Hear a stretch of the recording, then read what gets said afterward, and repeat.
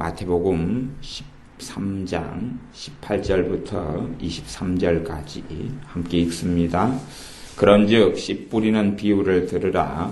아무나 천국 말씀을 듣고 깨닫지 못할 때는 악한 자가 와서 그 마음에 뿌리운 것을 빼앗나니 이는 곧 길가에 뿌리운 자요 돌밭에 뿌리웠다는 것은 말씀을 듣고 즉시 기쁨으로 받되 그 속에 뿌리가 없어 잠시 견디다가 말씀을 인하여 환난이나 핍박이 일어나는 때에는 곧 넘어지는 자요 가시떨기에 뿌리웠다는 것은 말씀을 들으나 세상의 염려와 재리의 유혹에 말씀이 막혀 결실치 못하는 자요 좋은 땅에 뿌리웠다는 것은 말씀을 듣고 깨닫는 자니 결실하여 혹 100배, 혹 60배, 혹 30배가 되느니라 하시더라.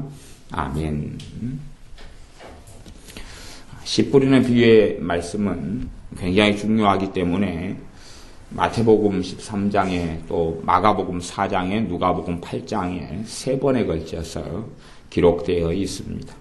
물론 3번의 기록이 다 똑같거나 같은 건 아니고 아마 다른 상황, 다른 때에 전하신 말씀들이어서 조금 다른 것을 볼 수 있습니다. 그 중에서 이제 씨 뿌리는 비유 가운데 첫 번째, 두 번째 땅에 대한 것을 좀 더 다루고 설명하려고 합니다. 19절에 보면 천국 말씀을 듣고 깨닫지 못할 때는 악한 자가 와서 그 마음에 뿌리운 것을 빼앗나니 천국 말씀을 듣고 깨닫지 못할 때는 말씀을 깨닫는다. 어떤 사람들은 말씀을 들어도 깨닫지를 못합니다. 이게 예배 시간이나 설교 시간에나 졸고 자고 하는 사람은 깨닫지 못하는 사람이죠. 어떻게 조는 정신 가운데 자는 사람이 말씀을 깨달을 수가 있습니까? 그런 사람들은 항상 그 마음에 뿌리운 것을 악한 자, 누가요? 마귀가, 귀신들이 와서 하나님의 말씀을 빼앗아 가버리고 맙니다. 그 다음에 어떤 사람들은 또 깨닫지 못하는 사람 가운데도 다양한 사람의 종류가 있습니다. 일반적으로는 헛듣는 사람, 일반적으로는 제대로 듣지 않는 사람이 있고, 또 어떤 사람도 있냐 그러면 그 말씀을 들을 때에 소위 말하면 상처를 받아요. 어떤 말씀을 들을 때에 시험에 들어요. 어떤 말씀을 들을 때에 자기 마음이 속이 상해요. 그런 말씀, 그런 것도 길가 땅에 뿌리워서 말씀을 깨닫지 못한 거다. 그렇게 말씀할 수 있습니다. 그래서 이런 경우는 문제가 좀 상당히 심각해집니다. 말씀을 들을 때에 그 자신 속에 있는, 자신의 인생과 삶 속에 있는 죄의 문제를 건드리기 때문에 충돌이 일어나서 말씀을, 나는 그것이 해당되지 않는다. 나는 그렇지 않다. 반발하게 됩니다.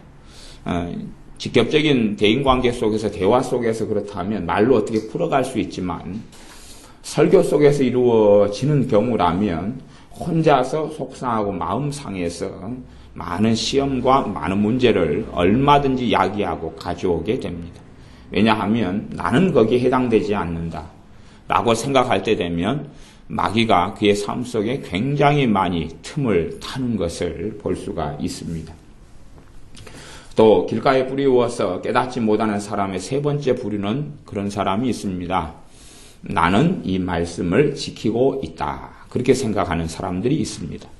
의외로 그런 사람들이 많은 것을 봅니다. 제가 오늘 신방을 갔는데 집사님 한 분이 어떤 말씀을 전하는데 그래요. 나는 그 말씀을 깨닫고 있다. 이렇게 말씀하시더라고요. 나는 그 말씀을 실천하고 있다. 그렇게 말씀을 하셔요. 근데 제가 아무리 봐도 실천하고 있질 않아요. 실천하고 있는 것도 아니고 나는 그 말씀이 내 마음속에 담아 있습니다. 그래요. 근데 아무리 봐도 그 말이 거짓말이에요. 그러니까 무슨 말이냐 그러면 교회 집사님께서 거짓말을 하려고 그러는 게 아니라 본인이 착각을 하고 계셔요. 본인이 착각을 하고 있어요. 나는 그 말씀을 담아두고 있고 살질 않고 안 담아두고 있는데 담아두고 있다고 이야기를 하셔요. 당당하게. 근데 성령님이 거기에 대해서 화답하지도 않고 그리고 정말로 마음속에 말씀이 담아있는 것도 아니라 그 말이에요. 그런 경우는 나는 말씀이 없는데 그 말씀을 가지고 있다고 생각하니까 도무지 답이 없고 해답이 없는 거죠. 그런 경우에 삶 속에서 길가 땅이 됩니다. 길가 땅은 사실은 다양한 모습과 다양한 방식으로 나타납니다. 그 다음에 이제 두 번째 땅이 이 말씀을 들었는데 13장 20절에 마태복음 13장 20절에 돌밭에 뿌리웠다는 것은 말씀을 듣고 즉시 기쁨으로 받되 기쁨으로 받아요. 은혜롭게 받아요. 그런데 그 속에 뿌리가 없어서 잠시 견디다가 말씀을 인하여 환난이나 핍박이 일어나는 때에는 곧 넘어지는 자요. 저는 옛날에는 요 두 번째 땅, 그러니까 돌밭에 난 땅을 제대로 다 이해하지 못했어요. 물론 지금 제가 이해하고 아는 것도 100% 이해하고 안다고는 말할 수 없지요. 근데 어떤 부분이 특별히 저는 이해가 안 됐냐 그러면 그 21절에 보면 그 속에 뿌리가 없어 잠시 견디다가 말씀을 인하여 환난이나 핍박이 일어나는 때에는 제가 그걸 이해는 못했어요. 말씀을 인하여 말씀이 이유돼 가지고 환난이나 핍박이 일어난다. 누구로부터 오는 거겠어요? 마귀로부터 오는 거죠. 말씀을 빼앗아야 되니까요. 근데 어떤 말씀을 듣고 은혜를 받았어요. 근데 그것 때문에 환난과 핍박이 일어난다는 거예요. 저는 그걸 이해를 못했어요. 정말 어떤 말씀 듣고 은혜를 받았는데 그것 때문에 환난과 핍박이 일어난다니 그게 무슨 말일까 이해를 못했어요. 하지만 대다수의 삶 속에서 일어나는 일입니다. 대다수 삶 속에 일어나는 일이기 때문에 어떤 것을 생각해야 되냐 그러면 내가 특별히 말씀을 가지고 은혜를 많이 받았다. 그러면 마귀 역사가 집에 돌아가면 많다 하는 것을 예측을 해야 됩니다. 내가 말씀을 통해 은혜를 많이 받았다. 정말로 내게 중요한 말씀이다. 중요한 말씀입니다. 그러면 나는 그날 아니면 다음 날, 그 다음 날 혹은 그렇게 그날부터 시작해서 며칠 동안에는 마귀의 공격들이 사람을 통해서 환경을 통해서 감정적으로 정서적으로 있을 수밖에 없는데 은혜를 크게 받은 것만큼 크게 마귀 역사가 있게 됩니다. 그 이야기를 지금 하고 계시는 거예요. 그 이야기를. 사람들은 그런 부분에 주님께서 명백하게 말씀하셨는데 잘 알지를 못합니다. 그러면 내가 말씀을 듣고 은혜를 크게 받았다. 다시 이야기하면 정말로 내게 하시는 주님의 말씀이에요. 정말로 내게 하시는 주님의 말씀인데 은혜를 크게 받았어요. 그러면 집에 가면 다 까먹게 됩니다. 그것이 뿌려가지고 좀 싹이 나고 좀 뿌리가 났는데 그냥 죽어버린다 하는 겁니다. 그것 때문에 환난과 핍박이 일어나고 속상하고 마음 상하고 힘들고 억울하고 그런 일이 벌어진다 그 말이에요. 그 다음에는 그 말씀을 잃어버리게 됩니다. 잃어버리게 돼요. 그런 일은 비일비재하게 벌어집니다. 그럼 도대체 말씀에 은혜 받아가지고 왜 환난과 핍박이 일어나느냐? 그건 당연한 일입니다. 왜 당연한 일이냐 그러면 내가 그 말씀에 은혜 받았다. 내가 어떤 말씀을 깨닫고 은혜를 받았다면 그것은 내가 그 말씀을 지키지 않고 있었다 그 말입니다. 내가 그 말씀을 지키지 않고 있었다. 지키지 않고 있었으니까 무슨 일이 되냐 그러면 지키지 않고 있었기 때문에 그 말씀 관련해서는 죄가 굉장히 많습니다. 그러면 죄로 인하여 마귀들은 역사할 수밖에 없고 귀신들은 공격하고 날뛸 수밖에 없는데 그 말씀을 마음속에 두고 지켜가고 마음속에 그 말씀이 있게 되면 귀신들은 떠나가야 됩니다. 그 삶 속에서 인생에서 그 부분에 관련된 더러운 귀신들은 떠나가야 됩니다. 왜냐하면 말씀을 계속 마음속에 품고 있을 때는 어느 때가 되면 결실하고 말씀의 능력이 나타나기 때문에 그걸로 역사하는 귀신들은 떠나갈 수밖에 없습니다. 그러나 귀신들은 떠나가서는 안 되는 자들입니다. 그들도 사명을 받아서 그들의 조직 구조 체계 속에서 와서 그렇습니다. 걔네들은 사람의 죄를 통해 사람을 멸망시키고 파괴시키려고 사람의 삶 속에 왔고 각 사람들이 구원 얻는데 주님께 돌아오지 못하게 하려고 사람들의 삶 속에 가정 속에 인생 속에 침투해 들어왔기 때문에 죄가 있는 곳에 마귀들의 역사는 그만큼 강력할 수밖에 없습니다. 그러니 말씀의 은혜를 받았다는 것은 내가 그 부분에 있어서 지금까지는 제대로 지켜오지 못하고 있었다 하는 것을 이야기합니다. 그렇기 때문에 우리가 말씀을 듣고 난 다음에 기도를 좀 나름대로 충분히 하기를 원하는 것입니다. 왜냐하면 그 마귀가 말씀을 인하여서 환난과 핍박을 주는 걸 최소화시키기 위해서 그렇습니다. 최소화시키기 위해서. 그래서 말씀의 은혜가 많이 되었다. 아니면 내게 하시는 말씀이다. 그러면 그 말씀을 마음에 품은 다음에 그 말씀을 지키고 살지 못했던 삶을 회개하는 것이 중요합니다. 그리고 그 삶을 회개하면서 주님 앞에 엎드릴 때에 그 말씀을 행하지 않고 살지 않았던 삶에 대해서 어느 정도까지 죄가 이제 사해지고 용서받음을 통하여서 더러운 귀신들은 권리와 권한을 잃게 되고 그 부분에 역사하고 공격할 수 있는 이런 강도가 약해진다 그 말입니다. 근데 사람들은 그렇게 생각하지 않은 것 같아요. 어떤 식으로 생각하냐 하면 말씀의 은혜를 받았어요. 그럼 너무 좋죠. 그때는 감사하지요. 그리고 이제 그 전의 삶보다는 좋겠다. 그렇게 생각한다 그 말이에요. 그 전의 삶보다는 생활보다는 좋을 거다. 내가 말씀의 은혜를 받았으니까 그래도 자동적으로 내 삶에 하나님의 복이 임하지 않았겠나. 그래서 내가 살아가는 게 더 수월하고 나도 더 기쁨이 충만한 삶을 살게 되지 않겠나 그렇게 생각할 겁니다. 오늘 집사님 한 분이 나이 드신 할머니 집사님 다치셔서 신방을 갔는데 주일날 설교에 굉장히 은혜를 많이 받으셨다 그래요.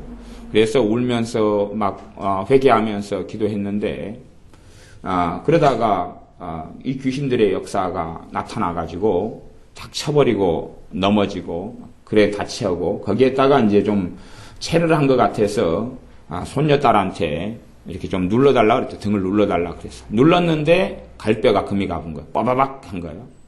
병원에 가서 갈뼈가 금이 가서 그런 거예요. 신방을 갔더니 그 방에 집에 귀신들이 드글드글해요. 저는 그걸 이제 느끼고 아니까 왜 이리 귀신들이 많아 집에? 그러니까 이제 귀신들이 왜 이리 많냐고. 왜 이리 귀신들을 많이 불러들였지? 그러니까 집사님이 할머니 집사님이 하신 이야기가 어젯밤에도 가만 누워 자는데 손녀딸이 걸어놓은 옷이 이렇게 사람 형태로 변하더니 자기를 공격하더래요. 그래서 얼른 옷을 또 치우고 자고 그랬대요. 왜 그 정도로요? 귀신 역사 강해지면 집안에 있는 물건들 같은 건 상시로 다 이용할 수가 있어요. 근데 이제 이 집사님의 삶에 굉장히 잘못된 것이 있어요. 그걸 좀 고치고 틀어 잡도록 제가 공고를 했는데 일단은 뭐 듣지는 않으시더라고요. 근데 어떤 것이냐 그러면 우리 이제 할머니 집사님이니까 뭐 고등학교 3학년 되는 손녀딸을 데리고 있어요. 그러면 손녀딸을 엄마 아빠한테 돌려보내라 그랬어요. 왜냐면 엄마 아빠가 안 계신 것도 아니고 엄마 아빠가 있어요. 근데 얘가 손녀딸이 지 맘대로 살고 싶죠. 지 맘대로 살고 싶으니까 할머니하고 살겠다는 거예요. 엄마 아빠가 반대해도 할머니하고 살겠다는 거예요. 그러니까 말은 그럴싸하죠. 효도 몽군 제고 그러면 되는데 그래서 할머니하고 같이 살게 된 거예요. 엄마 아빠가 있는데 엄마 아빠 집 놔두고 할머니 집에 산 거예요. 할머니는 그게 좋으니까 받아들인 거죠. 호로자식이 된 거예요. 할머니 집에 있으면 할머니는 야단치고 혼내고 때릴 수가 없어요.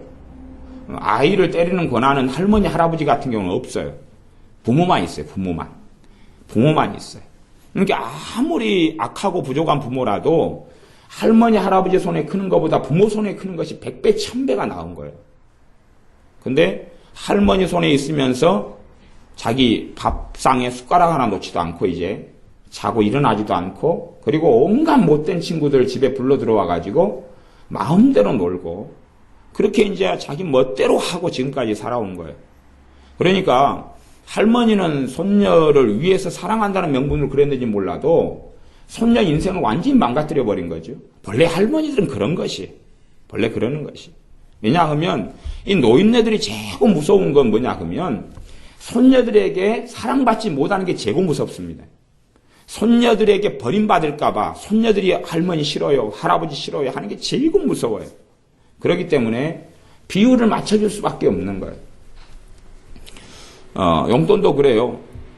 엄마 아빠가 어느 정도 줘요. 주면서 너 할머니한테 돈 받지 말아라고 그렇게 했는데도 차비 없다고 돈 받아가지, 뭐 없다고 돈 받아가지.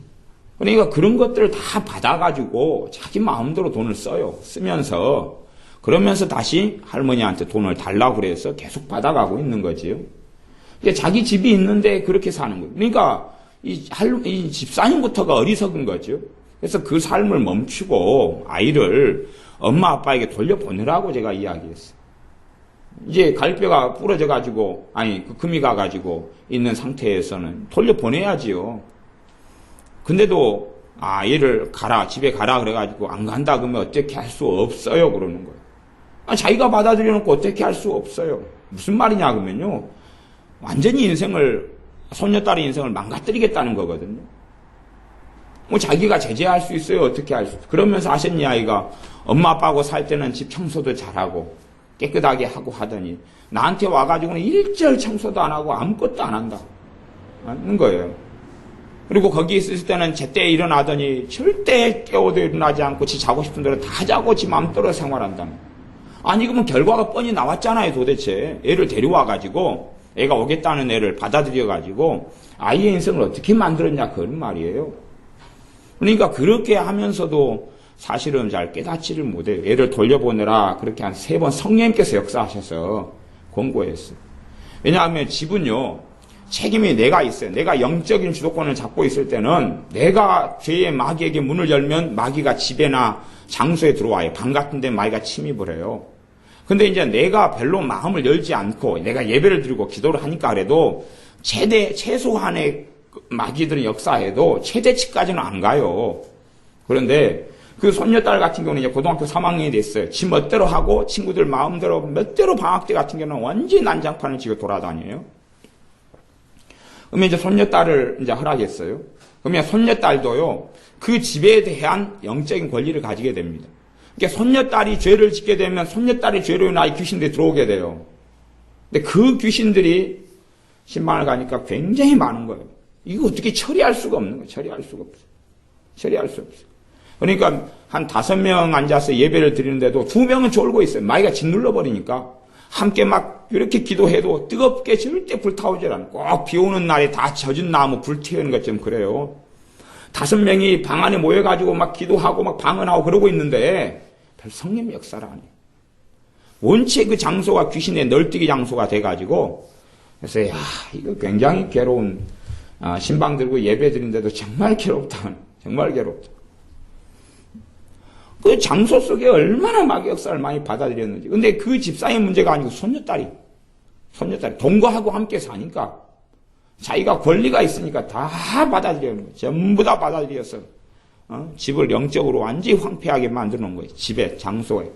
기도하고 예배드리고 그러면 성령의 역사하시는 지성소같이 성전같이 되어져서 딴 데 있다가 불안하고 낙심되다가 딱 집 앞에 눕고 앉으면 편안해지고 그렇게 돼야지 집을 잘했다 그러는 거예요. 또 어디 장소보다도 집도 기도가 잘 되는 장소로 만들어 놓으면 집 잘했다. 집에서 살면서 큰 죄 안 짓고 이렇게 주님 잘 믿고 살아왔다. 그렇게 할 수가 있는데 그렇게 안 되게 한 거예요. 그러면 나는 그 집에 계속 살아야 되잖아요. 그 집은 계속 마귀 역사하잖아요. 잠자리가 이제 더 불편하죠. 점점점 힘들어지거든요. 점점점 힘들어져요. 이제 그런 어떤 스토리를 계속하고 살아온 거예요. 거절하지 않으니까.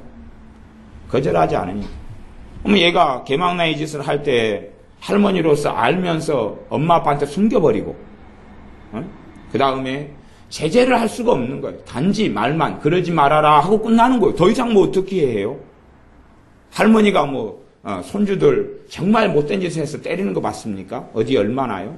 오냐 할 뿐이에요. 자기 눈에는 다 이쁘게 보이고 귀엽게 보이는 게 많아요. 참을만하게 보이는 거예요. 그러나 부모는 그렇게 안 해요. 부모는 훨씬 더 엄격하고 냉정해요.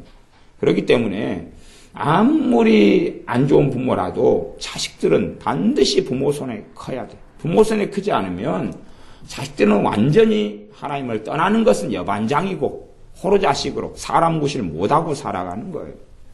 제가 그런 이야기를 신방을 전해야 할 때는 성령님이 그런 부분에 관여치 않게 하셔서 이야기를 안 했어요. 근데 오늘은 성령님께서 그 부분을 꼭 지적하시면서 이야기를 하게 하셔서 제가 보통 때는 전혀 알면서 끼어들지 않고 관여하지 않는 영역인데 그 부분을 말씀을 3번을 제가 강하게 드렸어요. 근데 3번 다 거부했어요. 내가 그렇게는 가라고 그래 보겠는데 안 간다 그러면 어쩔 수 없지요. 그랬어요. 그러니까 참 그래서 제가 이야기했습니다. 인간적인 말로 하는 건 아닙니다, 집사님. 제가 분명히 성령의 역사를 통해서 제가 말씀드리는 거였습니다. 제가 사사로운 걸로 이야기했던 것이면 상관없는데 꼭 명심하셔야 됩니다. 그렇지 않으면 집사님의 삶도 비참해지고 소녀딸의 삶도 훨씬 더 비참해질 것입니다. 그리고 제가 경고는 했어요. 그러니까 하나님 말씀을 듣고 은혜를 받아요. 그래서 막 그냥 그전에는 집사님이 많이 졸면서 예배를 드시다가 이번 주일날에는 딱 말씀이 은혜가 되고 막 울고 그랬어요. 집에 가니까 누가 기다리고 있어요? 마귀가요. 왜냐하면 살아온 인생이 많으시니까 한 80이 다 돼가는 할머니의 인생이 얼마나 복잡하겠어요. 그러니 마음에 담아두고 가진 건 어마어마하게 많지요. 말씀이 은혜 받았어요. 단지 은혜 받은 걸로 끝나고 이제 너무 감사하고 좋다. 그걸로 인하여서 침투하고 들어온 더러운 귀신들은 절대 가만히 있을 수가 없는 거죠. 발악하고 날뛸 수밖에 없어요. 저는 말씀을 듣고 은혜를 받았는데 말씀으로 인하여 환난과 핍박이 일어난다는 것을 전에는 이해를 못했어요. 옛날에는 이해를 못했어요. 그래서 한 90한 2년, 1년 이럴 때도 이해를 못했어요. 그것이 무슨 뜻일까? 성경이 이해가 안 된다. 아니 말씀 듣고 은혜를 받고 기쁨으로 받았는데 어떻게 환난과 핍박이 일어나지? 이게 그러면은 그 말씀 듣고 은혜 받는 그거 말고 그냥 뭐 다른 걸 이야기하는 것 아닐까? 예수님 믿는 것 때문에 복음 때문에 환난 핍박 당한다는 그런 이야기 아닐까? 추측은 했는데 아무리 해도 안 맞아요. 그래서 유보해 놨다가 나중에 돼가지고 사실은 깨닫게 된 말씀이 나중에 돼서 영적 원리를 이제 알게 되면서 그렇다 그래요. 근데 제가 전에 외부 집회할 때에도 꼭 어떨 때는 집회가 끝난 다음에 마지막 시간에는 이런 부분을 이야기하냐 그러면 성령의 역사 굉장히 강하고 회개가 아주 많이 일어나고 그리고 말씀을 정말로 달게 받고 은혜 받고 막 이런 경우에는 제가 마지막 시간에는 꼭 경고를 합니다. 집에 가면 마귀가 기다리고 있습니다. 집에 가면 마귀가 기다리고 있습니다. 왜냐하면 이걸 말씀은 받아도요. 이걸 가지고 있으면서 그 말씀과 거꾸로 살아온 것을 처리하는 시간들이 있을 수밖에 없어요. 일정하게. 중기적으로, 단기적으로, 장기적으로 있을 수밖에 없는 거예요. 이게 말씀을 내나 환난과 핍박이 일어나는 경우는 그 말씀을 지키지 못한 부분이 많기 때문에요. 환난과 핍박이 일어나고 마귀 공격과 역사가 주로 한 3일 안에 상관이 일어납니다. 당일은 최고 많은 것 같고 당일은 한 50% 이상 그 다음에 다음 날 같은 경우는 한 30%, 30%, 그 다음 날도 뭐 그 정도 퍼센트 정도 되지 않을까 싶어요. 근데 당일날이 최고 많거나 당일 아니면 그 다음 날이 대다수의 비율을 차지합니다. 그리고 환난과 핍박이 일어난다는 이야기는 그때의 마음을 지키지 못하고 말씀을 지키지 못하면 성경의 말씀대로 어떻게 된다고요? 빼앗긴다고 이야기합니다. 분명히 빼앗긴다고 이야기했습니다. 다시 말하면 도루묵이다. 도루묵이다 하는 거예요. 왜? 뿌리가 없어서 마태복음 13장 21절 그 속에 뿌리가 없어 잠시 견디다가 말씀을 인하여 그리고 말씀 은혜를 받았는데 기쁨을 받았는데 뿌리가 없어서 뿌리가 없다는 이야기는 그냥 운명론적인 이야기가 아니라 뿌리가 더 깊이 들어가게 하지 않았다는 이야기. 뿌리가 더 깊이 들어가게 하지 않았어요. 그리고 어느 정도 뿌리 내린 다음에는 거기서 끝나버리는 것이에요. 잠시 견디다가 잠시 견뎌요.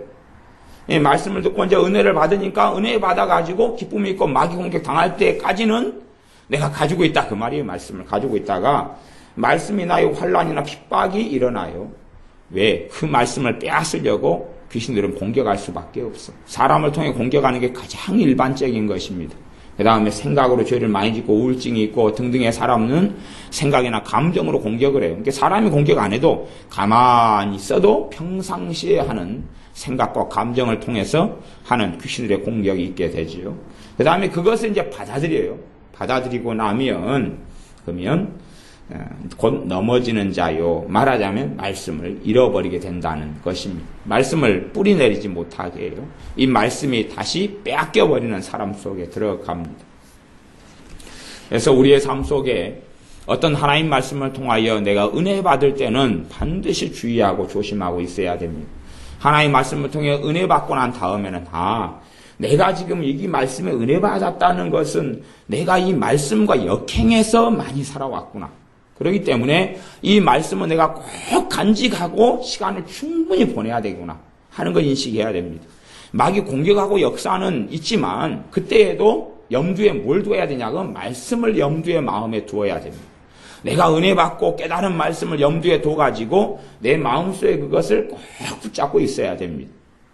그래서 옛날에 부흥회 때 같은 경우는 부흥 강사 목사님들이 그런 영적 원리를 좀 알아서 이제 뭐 다 알지는 않지만 한 반절 정도는 알아서 그런 것 같아요. 집에 가면은 마귀가 기다리고 있으니까 그런 분들도 그렇게 이야기했던 것이 있어요. 그래서 가면 주의하고 조심해라 그렇게 이야기해요. 대신에 그렇게 해서 막 혈기 부리고 뭐 하면 은혜를 까먹는다 그렇게 이야기합니다. 근데 실상은 내가 혈기 부리고 분노를 해도 은혜를 까먹게 되지는 않아요. 근데 은혜를 까먹는 것은 은혜를 까먹었다고 믿으니까 그런 것이. 은혜를 까먹었다고 생각하니까 그렇고 또 은혜를 까먹는 것은 내가 혈기 부리고 싸움하고 다투고 실망하고 절망한 다음에 내가 더 이상 하나님의 말씀에 주의하지도 않고 그 은혜 받은 말씀을 내 마음에 두지도 않기 때문에 그런 것이지 그러지 혈기 부렸다고 은혜가 까먹어지고 사라지는 건 아니에요. 우리가 혈기를 부릴 수 있지만 얼른 다시 그 말씀을 마음속에 두는 일을 해야 된다 그 말입니다. 그렇지 않으면 사실은 나는 맨날 듣고 깨달으나 뿌리가 깊지 않은 돌밭에 떨어진 이런 씨앗처럼 되어져서 결실하지 못하고 햇빛이 쨍쨍 비치는 날에는 말라서 죽어버리는 그러한 식물이 될 수밖에 없습니다. 그래서 우리가 은혜 받고 가면 반드시 내가 그 말씀과 반대로 불순종하여 살아온 것만큼의 마귀 역사는 있습니다. 왜냐하면 걔네들은 떠나가지 않으려 그럽니다. 걔네들은 내 삶 속에 저주를 가져오고 고통을 가져오고 사건 사고와 문제를 가지고 오는데 떠나가지 않으려 그럽니다. 떠나가지 않으려 그래요. 그렇기 때문에 말씀을 듣고 은혜를 받은 다음에는 그 다음엔 반드시 더러운 귀신들은 공격하고 역사하게 돼 있습니다. 그래서 적절하게 잘 대치하면서 말씀과 불순종하고 살아왔던 것을 가지고 주님 앞에 엎드려 회개하는 것이 정말 무엇보다도 중요합니다. 그렇게 삶을 살아갔을 때에 말씀으로 인하여서 내 돌짝밭이 오히려 말씀을 품고 가지고 있고 그러면서 돌들이 캐내어지고 내 마음의 땅이 기경되어지고 하나님 말씀이 내 마음에 있어서 좋고 아름다운 결실들을 맺게 됩니다. 기도하겠습니다. 아버지 하나님, 우리가 하나님 말씀을 듣고 은혜를 받았을 때에 주의하지 못하여 온갖 마귀의 역사가 삶 속에 가정의 생활의 인간 관계를 통해 나타날 때에 말씀을 잃어버릴 때가 정말로 많았습니다. 그러므로 우리가 은혜 받았을 때에 그 은혜 받은 말씀을 가지고 주님 앞에 엎드리며 회개하며 또한 사람을 통하여 환경을 통하여 더러운 귀신들의 공격과 역사가 있을 때에 잘 대처하고 막으며 무엇보다 하나님의 말씀을 내 마음속에 다 간직하는 자녀들이 되게 하여 주시옵소서. 예수님의 이름으로 기도하옵나이다. 아멘.